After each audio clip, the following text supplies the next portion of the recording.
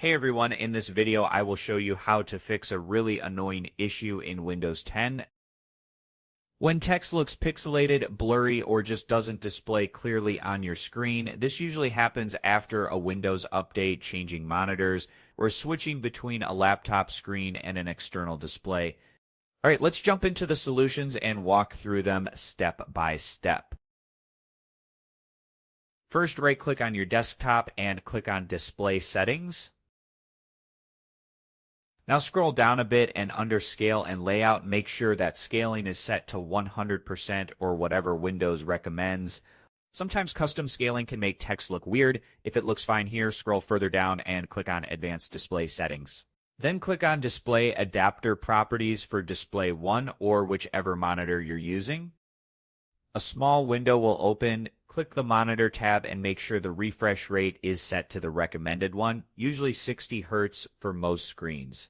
Hit Apply if you made any changes. Still seeing blurry or pixelated text? No worries, let's try the built-in ClearType Text Tuner. Press Windows plus S and type ClearType, then click on Adjust ClearType Text. Make sure Turn on ClearType is checked, click Next, and follow the on-screen instructions. It will ask you to choose the text that looks best to your eyes in a few samples. Just follow it to the end and finish the setup. Next up, right-click on the shortcut or app where the text looks bad and select Properties. Go to the Compatibility tab and click on Change High DPI Settings.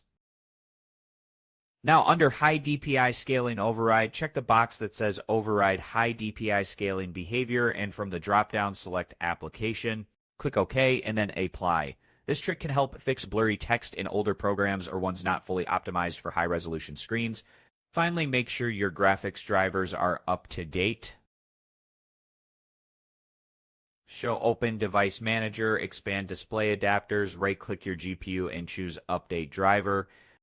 Choose Search automatically for drivers and follow the steps.